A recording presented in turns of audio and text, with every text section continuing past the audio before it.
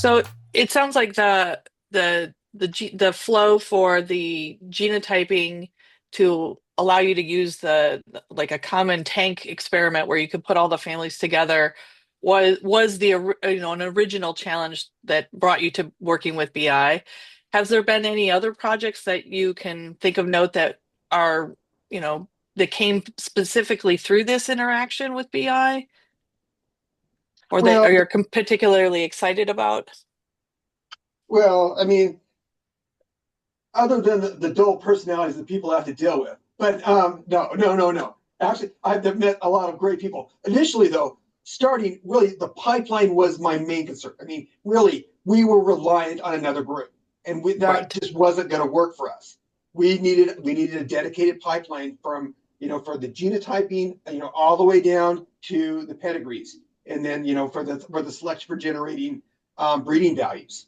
That was extremely important to us. And I had evaluated this, and there's how many different types of coding languages you Yeah. need to incorporate in there across this, for sequencing. What about a lot of groups now they want to go genomic selection or whatever else. That's not specifically what we were looking at. We wanted our own. Cost becomes an issue too. You Yes. know, and depending upon the trait you're looking at or the traits in general, is genomic selection going to be that much better for the cost versus using a small panel when you've got a good phenotype?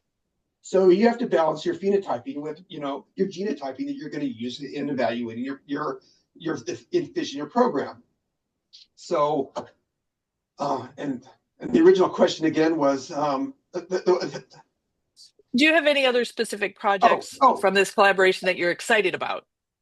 oh, fantastically. I mean, really what kind of brought in a lot of this is, machine learning and using the video where we can get better phenotypes, more exact phenotypes, and keep improving those over time for traits where we weren't able to really evaluate before. People knew. I mean, and again, some of those we're not even sure the variation, the heritability, if they're going to work out, but we couldn't even evaluate them before.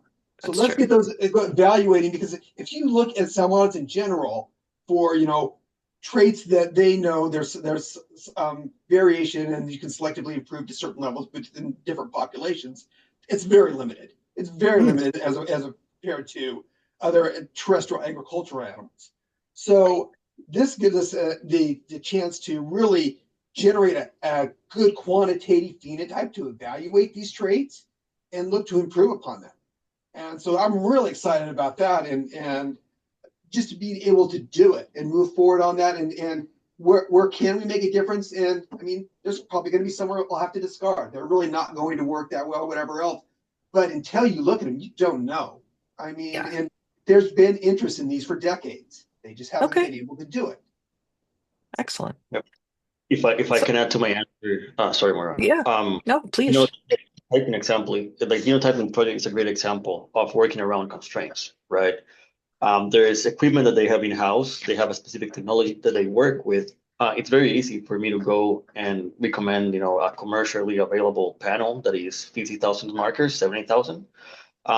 Is that the best solution for them? Probably not, right? So in that specific project, we worked around the in-house capabilities they have, the technology that they know, and the real intended use. So we ended up recommending a 500 marker panel, right? Hmm. So customizing the solutions to the program itself is probably the hardest part of being a coordinator, because you have to work around those to one, grow the trust with the breeder, right? It's very easy for me to tell Ken, hey, I don't think what you're doing is working, period. This is what I should do. That's not going to work. I'm not here to change the program. I'm here to advise and to grow the program to where they want to be, right? Hmm. Uh, Hmm. so I think those little adaptations is what makes this relationship work, and also lets us attain those goals. Excellent. And, I've asked Ken what projects were particularly exciting that have come out of this collaboration. Do you have one that's you're particularly excited about? I have to say all of them. It's probably not that the best answer, but I like it for different reasons, right? I like the very specific projects where we provide a solution, because it's an immediate effect for Ken's program, and we can move the program one step ahead. And I also like and this is not pun intended, those fishing expeditions that he was mentioning, right? Let's look for phenotypes, or let's develop new phenotypes, new traits. Those are the ones that they might not work, but if they work, we're going to move the field one little step forward, right? So it's going to be a larger effect or larger impact, not only for Ken's program, but possibly for the industry. And then part that I really like is putting all the pieces together, putting those little programs or those little projects and experiments, and then translating those numbers and that data into improvement for Ken's fish. That's probably the trickiest part, but it's the one that really fulfills me to provide real impact and real visible effects of the projects to Ken. Well, that's essentially what we're trying to do, right? Is I think Ken wants more data-driven decisions. We have to collect that data somehow. We have to know if it's valid, trusted, and verify it. But then we want to take that data and then how does it impact the decisions we're making for selection or either mate selection or culling selection? That's the hardest part, but it's also the most important part is to affect change or to make more data-driven decisions, you need to actually bring those pieces together. So have you found that the projects that Ken has brought to you have been invigorating or exciting or kind of out of the box new things for you, or have they been things that you've been thinking about for a while? I'm gonna go back to the previous answer, all of them and all of the above. There was a project that was basically re-tabulating the data or really cleaning that pedigree, which might be the less glamorous project, right? It's not machine learning, it's just elbow grease and dig into the data. But seeing that go from just a pedigree to we ended up developing an app that allows him to make breeding decisions. Excellent. Seeing that evolution, it's really fulfilling because we provided from data a tool that he can use now for the next year and so on and so forth. Excellent. That's great. So, Ken, coming back to you, have there been any changes in your breeding practices as a result of working with BI, or is it too early to say? Well, before I start on that, and hopefully, and remind me if I forget that question, but again, what Josue was saying, I mean, what we're doing is, I think it's far more reaching because, again, unlike with cattle and pigs or whatever else, where there's a few defined strains. I mean, there's breeds with defined phenotypes for each of these. In fish, it's not that way, but there's so many more species of fish. When you look at aquaculture, there's 450 species. There's probably 250 species. I mean, in general, 250 where there's actual rearing that they're doing for production. There's 50 maybe that are globally, commercially, expanded. But there's probably only 5 or 6 species that are truly genetically selected for. And, the rest of them want to get there, but they need a blueprint. And That's right. without establishing some of these traits or ways to evaluate them, they're left to the same thing. I mean, typically what most genetic programs do initially, they select for growth. Well, domestication first. That's always for domestication, then growth, or survival. Those are it. Because those are rather easy within the environment they work in. Those are rather easy traits to select for in general. Whether they still do it correctly by maintaining pedigrees and inbreeding and the rest of that, so most of the time not so much, but that's where a lot of them are at. Right.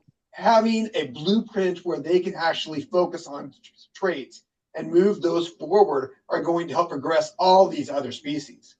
It's going to make a huge impact, downstream, ripple effect. Excellent. Looking at our program, I mean, where it is now, where we were doing everything in-house and we were, maintaining separate tanks or whatever else, we've totally modified our program now in this past year, where we've actually, where everything is common garden and where we're going to be genotyping everything now instead of keeping them separate in tanks. And we have them in 2 separate environments.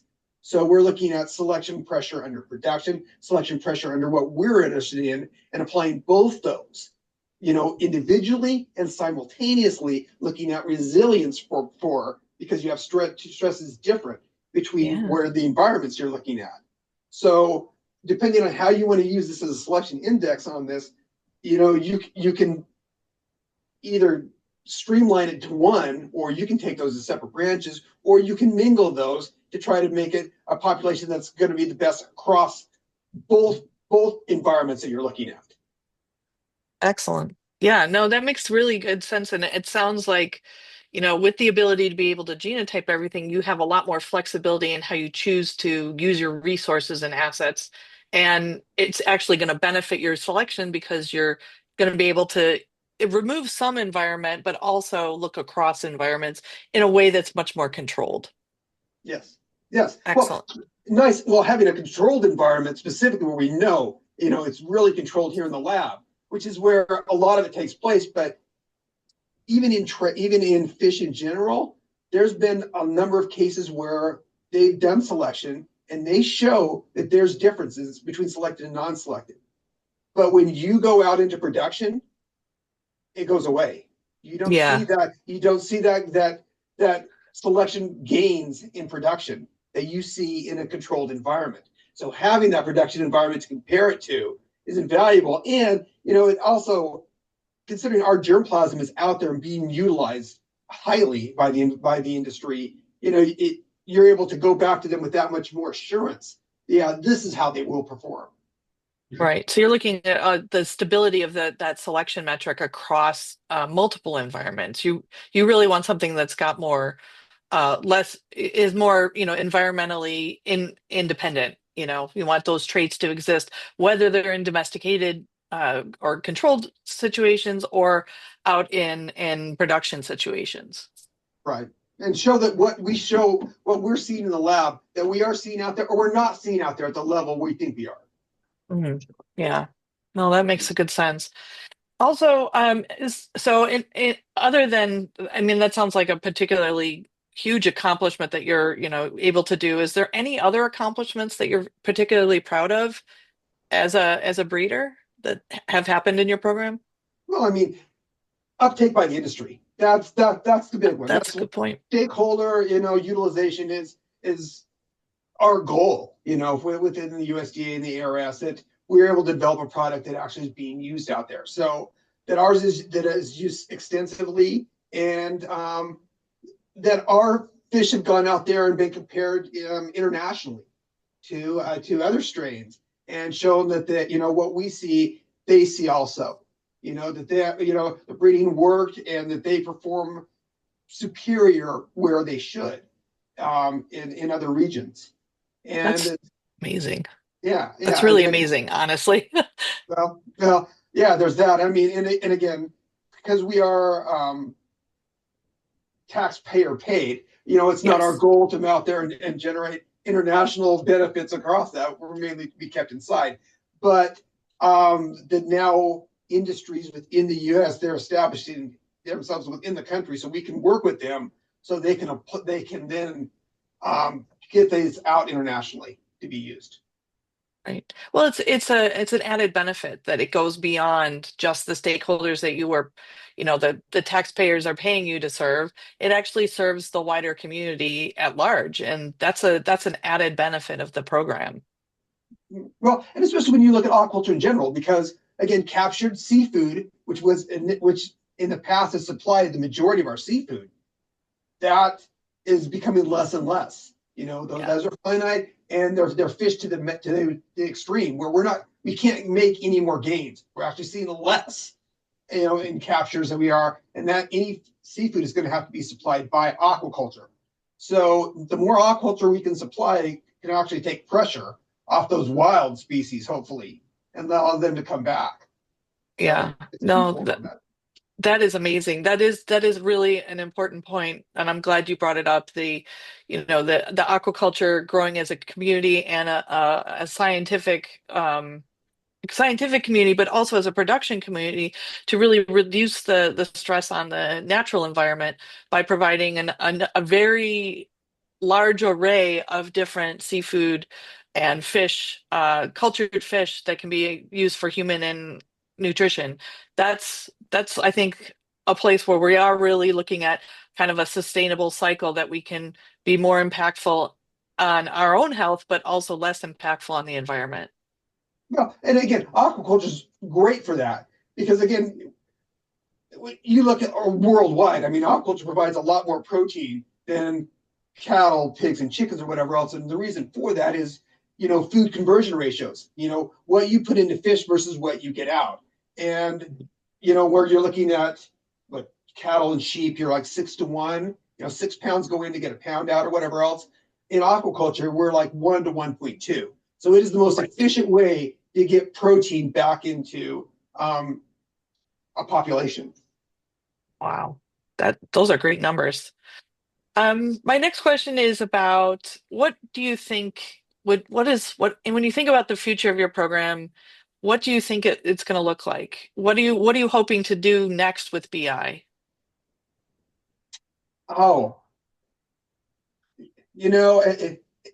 as I'm watching Josue and I'm like, I don't know if that's a scared look or what, but we want to advance what we're doing now. Basically, we want to show that what we're doing can be utilized, incorporated in that, and we're streamlining it. I mean, when you Yeah, start, there's a lot of little issues that come up. The first couple times you do it, you can't just plan something into a breeding program and assume that it's going to be perfect right away. There's lots of little changes that come into that. So we're improving that. I mean, we just had our first year where we did a certain evaluations that we hadn't done before, and we've got good information, and we'll utilize that information, which is great.